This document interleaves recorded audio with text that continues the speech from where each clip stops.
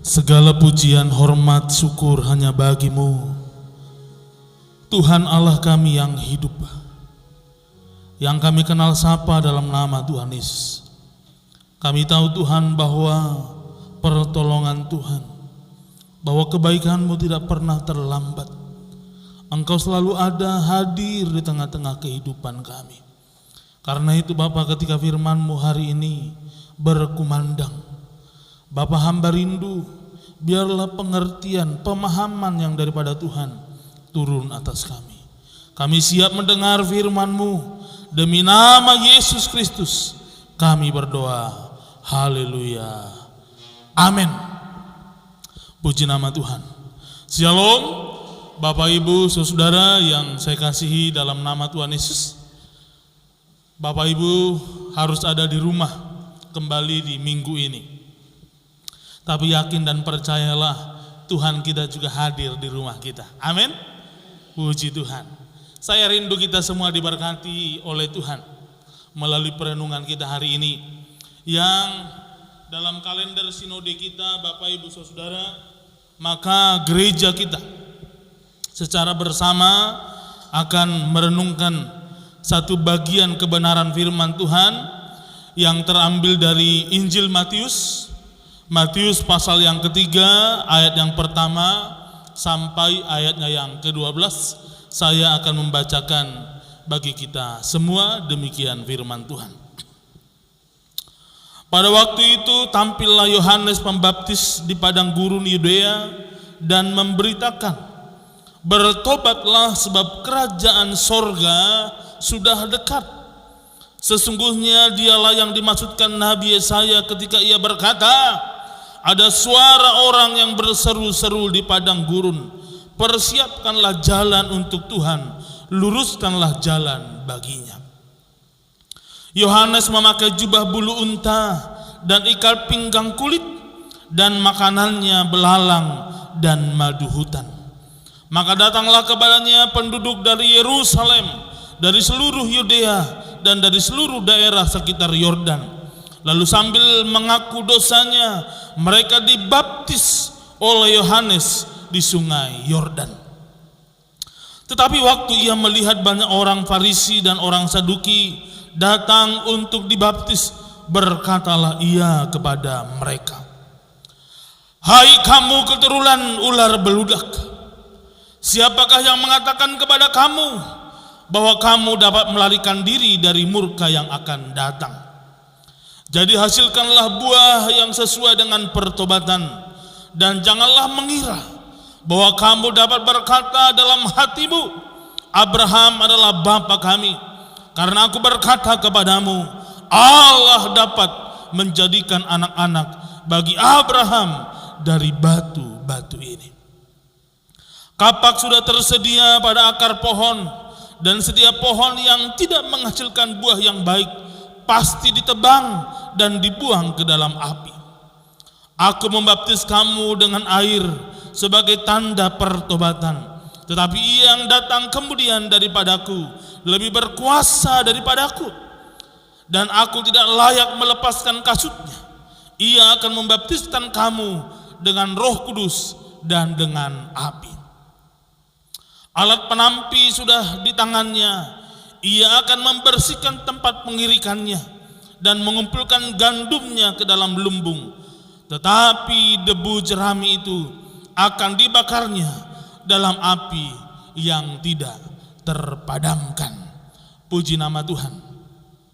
Bapak Ibu Saudara, seluruh jemaat Tuhan, dan sahabat-sahabat kami yang membuka video, yang melihat YouTube ini. Tema kita hari ini, pada minggu ini, tema yang sudah ada dalam kalender sinode, dipanggil untuk bertobat. Bapak Ibu Saudara, kalau kita melihat, mengerti, dan mau memahami tentang makna dasar dari pertobatan, maka Bapak Ibu Saudara, makna dasar dari pertobatan itu adalah kata berbalik. Yang dimaksudkan adalah berbalik dari cara hidup yang jahat kepada hidup di dalam Kristus. Bapak Ibu Saudara, Ketika kita dalam tema kita hari ini dikatakan dipanggil untuk bertobat, maka hidup kita adalah hidup yang berbalik dari seluruh cara-cara kehidupan kita yang tidak baik, yang tidak benar. Hari ini firman Tuhan mengajak kita supaya kita menyerahkan hidup kita kepada Kristus. Dan di dalam Kristus kita hidup menyerahkan diri kita kepada Allah. Bapak Ibu Saudara yang dikasihi Tuhan Yesus, kalau kita melihat dalam Alkitab, pertobatan merupakan pesan pokok dari para nabi dalam perjanjian lama. Yohanes Pembaptis juga menyerukan itu, saudara. Itulah sebabnya dalam ayat yang kedua, dalam pasal yang ketiga yang baru kita baca, ini juga dikumandangkan supaya orang bertobat, Bapak Saudara. Dan tentulah ini berita yang juga terus disampaikan oleh Yesus Kristus dalam kitab Injil. Kalau kita melihat, saudara, dalam perjanjian baru yang lebih lanjut, rasul-rasul juga menegaskan bahwa setiap orang harus bertobat. Dan di dalam pertobatan atau berita pertobatan itu harus senantiasa didampingi berita Injil. Saudara, itu dicatat dalam Injil Lukas pasal 24 ayat yang ke-47 dikatakan begini. Lukas 24 ayat yang ke-47. Dan lagi dalam namanya berita tentang pertobatan dan pengampunan dosa harus disampaikan kepada segala bangsa mulai dari Yerusalem. Jadi saudara, berita tentang pertobatan ini harus disampaikan di dalam pribadi Yesus Kristus. Dan ini harus sampai kepada banyak orang yang ada di luar sana. Karena itu, ketika Bapak Ibu Saudara yang melihat YouTube ini belum percaya kepada Yesus, ini waktunya kita menyerahkan diri kita kepada Kristus, Yesus Tuhan yang menyelamatkanmu, yang sudah menyelamatkan saya, yang sudah menyelamatkan setiap orang yang percaya kepadanya. Kalau kita melihat teks kita, Bapak Ibu Saudara, mengapa umat Tuhan itu dipanggil untuk bertobat? Paling tidak ada 4 alasan. Yang pertama, Bapak Saudara, dalam ayat yang kedua dan ayat yang ketiga, dalam pasal yang ketiga, sebab kerajaan Allah sudah dekat. Bapak Ibu Saudara, setiap kita dipanggil untuk bertobat, maka kita harus merespon panggilan itu. Mengapa? Karena kerajaan sorga, karena kerajaan Allah sudah dekat. Alasan pertobatan yang disampaikan Yohanes Pembaptis adalah karena kerajaan sorga sudah dekat. Berita tentang kerajaan sorga atau kerajaan Allah adalah tema yang sangat kuat dalam setiap Injil. Berita itu juga yang dibawa oleh Yesus Kristus. Lalu apa maksudnya? Kerajaan surga sudah dekat. Kerajaan identik dengan sebuah daerah dan pemerintahan yang memerintah. Dalam wilayah-wilayah yang termasuk cakupan kerajaan yang memerintah, berlaku aturan dan hukum kerajaan tersebut wajib dipatuhi oleh rakyat. Ketika Yohanes Pembaptis menyebutkan tentang telah dekatnya kerajaan sorga, sesungguhnya dia sedang mengatakan bahwa pemerintahan Allah atau segala hukum Allah sedang sungguh-sungguh berlangsung, sehingga umat harus bertobat dari cara hidupnya yang lama dan mengikuti cara hidup berdasarkan aturan sorgawi, berdasarkan aturan Tuhan. Maka Bapak Ibu Saudara yang dikasihi Tuhan Yesus, ketika firman Tuhan berkata kita dipanggil untuk bertobat, berarti mengapa kita harus meresponinya? Karena kerajaan Allah sudah dekat. Apa maksudnya? Kita harus hidup sesuai dengan hukum Tuhan, firman Tuhan dalam kehidupan kita. Dekatnya kerajaan sorga dalam kehidupan manusia diperlihatkan melalui kedatangan sang kebenaran, yaitu Yesus Kristus. Kehadiran Yesus merupakan sebuah penyataan Allah akan kebenaran yang akan memerintah. Yesus Kristus adalah kebenaran sejati yang datang. Itu artinya dia adalah hukum yang sebenarnya yang harus dituruti, diikuti oleh setiap manusia yang percaya kepadanya. Yang kedua, Bapak Ibu Saudara yang dikasihi Tuhan Yesus, respon kita. Mengapa ketika kita dipanggil untuk bertobat, kita harus meresponinya? Sebab tidak ada yang dapat melarikan diri dari murka Allah. Bapak Ibu Saudara, di dalam dunia kekristenan saat ini, konsep atau pengajaran tentang murka Allah kadang menimbulkan reaksi yang kurang positif. Beberapa pihak menunjukkan keengganan ketika mencoba membahas doktrin tentang murka Allah, karena doktrin ini, karena pengajaran ini dianggap bisa menyebabkan keresahan dan bersifat tidak toleran. Di zaman ini kita lebih sering dan lebih terbiasa mendengar tentang Allah yang baik, tentang Allah yang begitu kasih dan peduli terhadap manusia. Jadi bagaimanakah kita bisa memahami pandangan tentang murka Allah? Secara definisi, murka Allah bisa diartikan sebagai kemarahan dan hukuman Allah.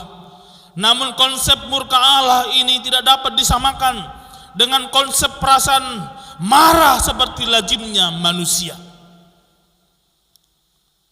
Murka Allah bukanlah murka yang sewenang-wenang dan tanpa sebab, tetapi ditujukan kepada dosa, kejahatan, kefasikan, dan ketidaktaatan dan ketidakadilan yang dilakukan oleh manusia. Allah murka terhadap dosa karena dosa adalah pemberontakan terhadap natur dan sifat Allah itu sendiri. Pengertian atau pemahaman kita tentang murka Allah seharusnya membuat kita menyadari betapa seriusnya dosa di hadapan Allah. Bapak Ibu, saudara-saudara yang dikasihi Tuhan Yesus, murka Allah membawa kita melihat bahwa Allah merespon secara terus-menerus terhadap dosa serta begitu terlibat dalam peperangan melawan kejahatan. Oleh karena itu, sebagai umat Allah tidak bisa menganggap enteng tentang dosa. Ketika manusia mengesampingkan murka Allah, manusia sedang menganggap remeh dosa dan kejahatan yang merajalela dan menggerogoti ciptaan Allah. Manusia seharusnya takut dan gentar akan konsekuensi dosa karena kekudusan dan keadilannya. Allah tidak berkompromi terhadap dosa. Begitu pula seharusnya Bapak, Ibu, dan saya sebagai orang yang mengikut Tuhan. Tidak boleh kita kompromi dengan dosa. Pengertian kita akan murka Allah menyadarkan kita bahwa semua manusia memerlukan pengampunan dan pembebasan dari hukum Allah atas dosa. Dalam hal ini, murka Allah seharusnya menjadi pendorong bagi kita untuk memberitakan Injil, memberitakan Yesus Kristus kepada orang-orang di luar sana, karena tanpa Yesus mereka sedang ada dalam murka Tuhan. Mari Bapak Ibu kita semua membagikan kepada orang-orang yang belum percaya kepada Yesus tentang seriusnya murka Tuhan. Dan murka Tuhan hanya dapat diselesaikan atau hanya ada jalan keluar di dalam Yesus Kristus. Bapak Ibu Saudara, ini harus kita mengerti. Yang ketiga, Bapak Ibu Saudara yang dikasihi Tuhan, tentang dipanggil untuk bertobat. Dipanggil untuk bertobat itu yang ketiga, berarti Saudara, kita harus mengerti bahwa pertobatan itu ditandai dengan pengakuan dosa. Dalam perjanjian baru ada dua kata yang dipakai untuk menggambarkan pengakuan, yaitu ex homologeo dan homologeo.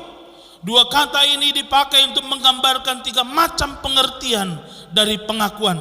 Dalam pengertian yang pertama, pengakuan disampaikan untuk memberikan pujian kepada Tuhan. Yang kedua, pengakuan disampaikan untuk menegaskan bahwa Yesus adalah Tuhan. Pengertian ketiga, pengakuan disampaikan kepada Tuhan karena adanya dosa yang kita lakukan. Pengertian ketiga inilah yang kita bahas, saudara. Bahwa setiap orang yang dipanggil untuk bertobat, dia harus mengaku dosanya di hadapan Tuhan. Penyesalan dan pengakuan dosa dilakukan dengan sungguh-sungguh di hadapan Tuhan, serta memohon pengampunan darinya. Komitmen untuk meninggalkan tabiat dosa dan tidak akan pernah mengulanginya kembali harus dilakukan sampai akhir hidup.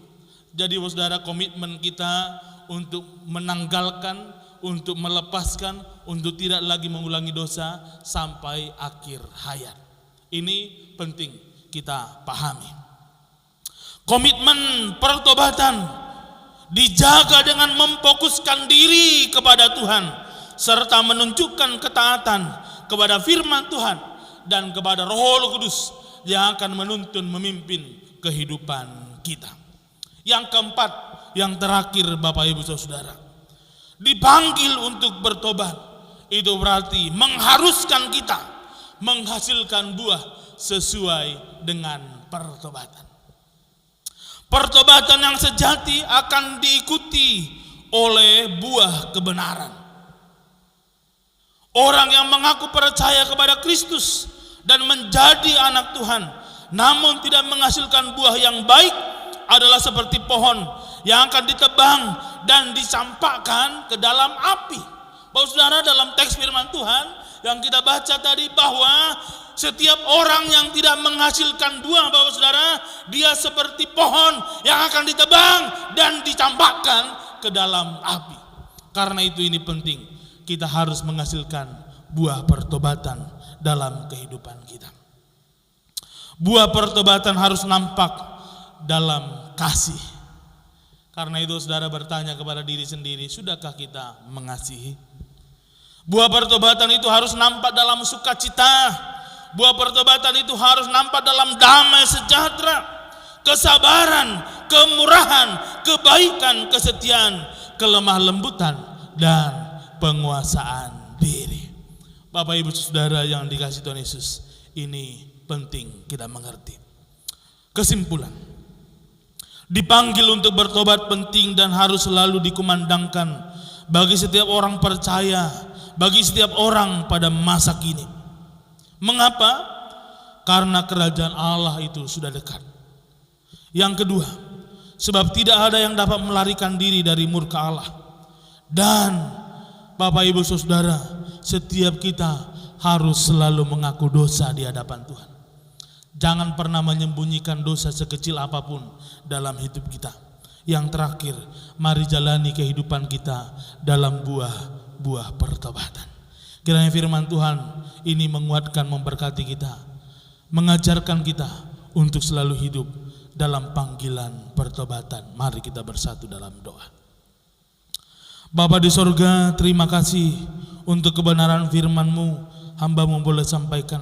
Hamba rindu semua jemaat-Mu, semua yang mendengar berita firman Allah ini, biarlah hidup kami mau dikoreksi, biarlah hidup kami mau diubahkan oleh Tuhan. Kami jadikan hidup kami menjadi hidup orang-orang yang sungguh-sungguh menyerahkan diri kepada Tuhan. Hari ini Tuhan, dalam minggu ini kami mohon pengampunan-Mu kiranya turun atas kami. Terima kasih Bapa, hamba terus berdoa menyerahkan ke dalam tangan pengasihan-Mu. Diberkatilah kiranya seluruh jemaat-Mu dalam kehidupan mereka. Diberkatilah usaha pekerjaan, diberkatilah rumah tangga, diberkatilah kehidupan, diberkatilah usaha. Hamba sungguh menyerahkan kepadamu.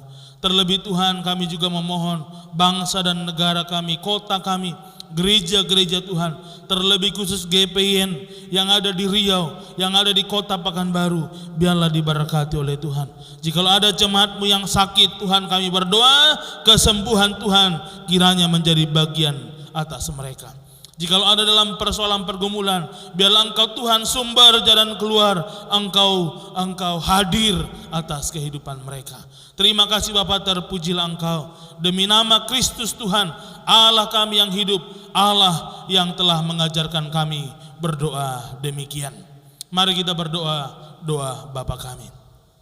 Bapa kami yang di sorga, dikuduskanlah namamu, datanglah kerajaanmu, jadilah kehendakmu di bumi seperti di sorga. Berikanlah kami pada hari ini makanan kami yang secukupnya, dan ampunilah kami akan kesalahan kami, seperti kami juga mengampuni orang yang bersalah kepada kami.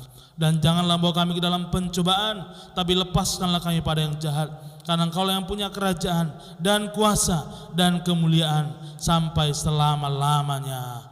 Amin. Tuhan Yesus memberkati kita.